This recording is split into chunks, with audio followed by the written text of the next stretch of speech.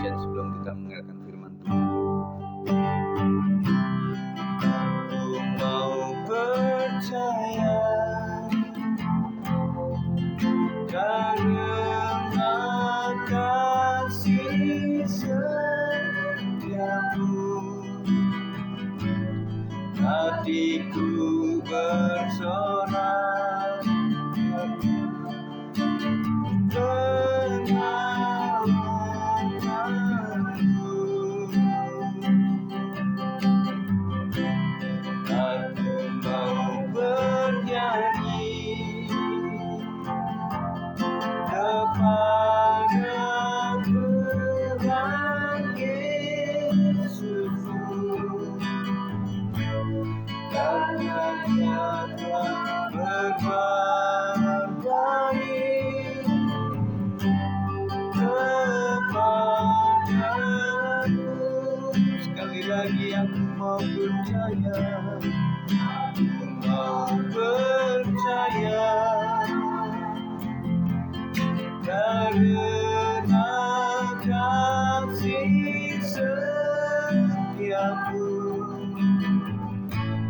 hatiku bersorak karena penyelamatmu. Aku mau bernyanyi kepada Tuhan Yesusku, karena Dia telah berbuat baik kepadaku.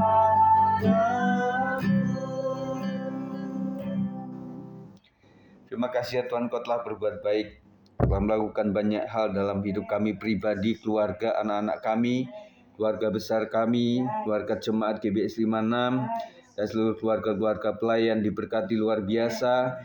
Terima kasih untuk kebaikan Tuhan atas usaha kami, apapun yang bisa kami lakukan. Tuhan telah memberkati dan ajarkan kami tetap setia kepada Tuhan. Kami ingin merenungkan kebenaran firman Tuhan, sampaikanlah Tuhan, supaya Roh Kudus menyampaikannya dengan baik, dan kami boleh mengerti kehendak Tuhan melalui pembacaan kami ini Tuhan. Demi nama Yesus kami siap untuk belajar, dan roh jahat yang akan mengganggu dihancurkan di dalam nama Yesus Kristus. Kami percaya Tuhan sudah bekerja dan terus akan bekerja dalam hidup kami. Terima kasih Tuhan, kami ucap syukur. Kami siap untuk mendengar dalam nama Yesus. Haleluya. Amin. Puji Tuhan. Terima kasih untuk kehadiran kita sekalian. Ini 3 ayat yang kita baca adalah ayat yang menjadi pembacaan harian kita di 3 Fatsal itu ya. Ini salah satunya. Berjudul tentang berhala. Kita bisa baca sama-sama ya. Dari ayat 6, 7 sampai 8 kita bareng saja. Yehezkiel 14 ayat 6 sampai 8. 1, 2, 3. Oleh karena itu, katakanlah kepada kaum Israel, beginilah firman Tuhan Allah. Bertobatlah dan berpalinglah dari berhala-berhalamu, dan palingkanlah mukamu dari segala perbuatan-perbuatanmu yang keji. Karena setiap orang, baik dari kaum Israel maupun dari orang-orang asing yang tinggal di tengah-tengah Israel, yang menyimpang daripadaku dan menjunjung berhala-berhalanya dalam hatinya, dan menempatkan di hadapannya batu sandungan yang menjatuhkannya ke dalam kesalahan, lalu datang menemui Nabi untuk meminta petunjuk daripadaku baginya, aku Tuhan sendiri akan menjawab dia. Aku sendiri akan menentang orang itu, dan aku akan membuat dia menjadi lambang dan kiasan dan melenyapkannya dari tengah-tengah umatku, dan kamu akan mengetahui bahwa akulah Tuhan. Puji Tuhan, untuk kita hadir hari ini, Pak Sab, Pak Hartono, Pak Po, Bu Herma, Bu Marta, dan kami, dan juga Damon. Thank you sudah hadir ya. Kita mendengar sama-sama, kita akan doa juga. Kita sudah doa, syafaat tadi. Kita akan doa sama-sama nanti untuk firman Tuhan ya. Nah, ada pelajaran yang kita akan baca sama-sama. Dalam ayat ini Tuhan menegur umat Israel yang menyimpan berhala dalam hati mereka. Ini bukan hanya berhala fisik, tetapi segala sesuatu yang menggeser Tuhan dari tempat utama di hati kita. Jadi definisi berhala itu adalah apapun atau siapapun yang menggantikan posisi Tuhan untuk disembah. Itu berhala modern namanya ya. Berhala bisa berbentuk ambisi. Setiap kita tentunya punya ambisi, tetapi kalau ambisi itu merupakan pokok utama dalam hidup, itu menjadi berhala. Setiap orang butuh ambisi lah ya. Kalau enggak, kita enggak bisa berkembang dengan baik. Kemudian harta juga. Harta kita butuhkan tentunya, apalagi pekerjaan Tuhan juga membutuhkan keuangan yang cukup. Kita doakan terus di dalam pendanaan Natal ini, karena ada beberapa sesi Natal yang kita akan adakan juga. Belum lagi kita akan mengadakan aksi perkunjungan pelayanan ke Panti Jompo, dan kita membutuhkan pendanaan itu. Nah, artinya harta yang kita gunakan untuk seperti ini tentunya mulia di hadapan Tuhan. Tetapi kalau harta itu menjadi incaran, time is money, istilah gitu, istilah kata bahwa setiap waktu itu adalah uang, uang apa yang dicari orang, uang, begitu ya.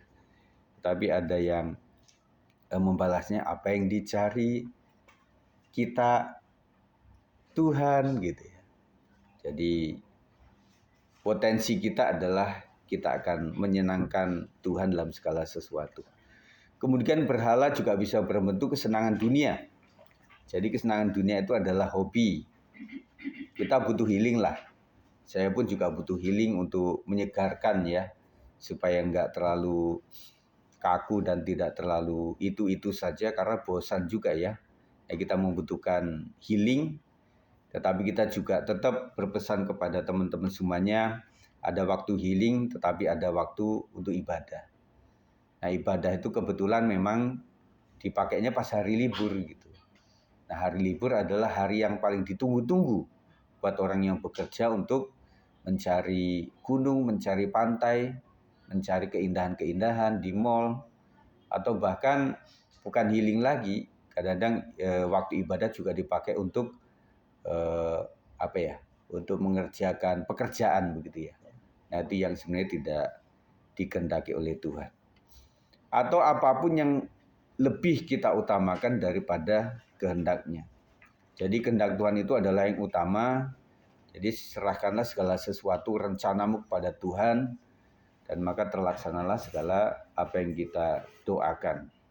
Dan kita mesti cari kehendak Tuhan. Jadi arti lain dari berhala adalah apapun posisi yang menggantikan posisi Tuhan untuk diutamakan dan disembah.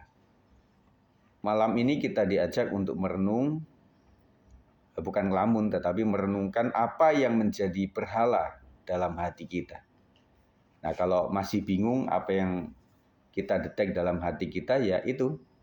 Apakah ada sebuah ambisi, ada harta yang kita cari terus-menerus, atau kesenangan dunia yang itu kayak number one gitu. Jadi nggak ada gantinya gitu loh. Itu saja pokok utamanya ya.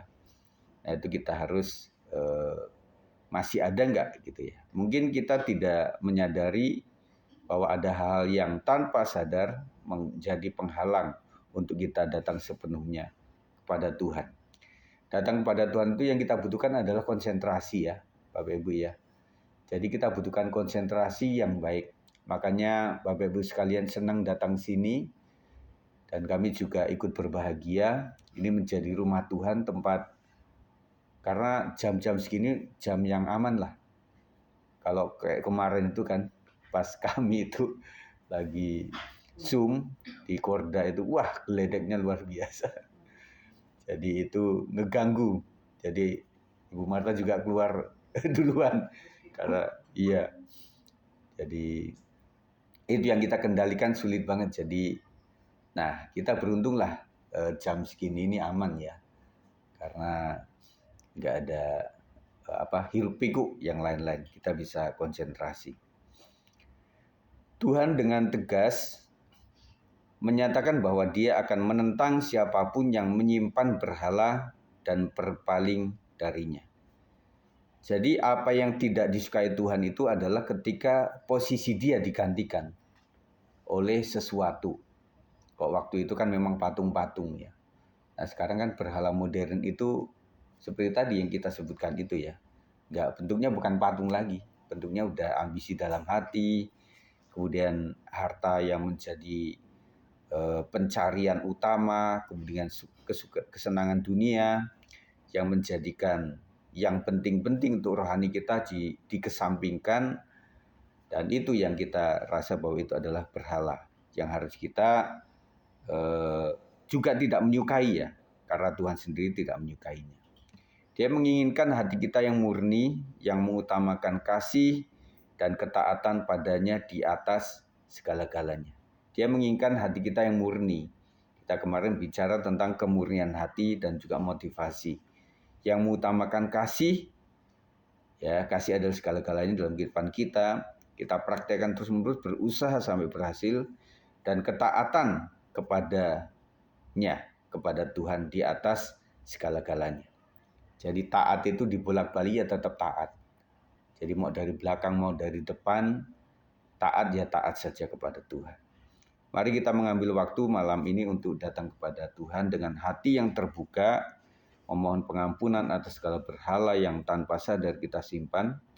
Biarlah kita diberi kekuatan dan kemauan untuk bertobat dan mengutamakan Tuhan dalam hidup kita. Nah, kita akan doa sama-sama. Kita baca saja ya.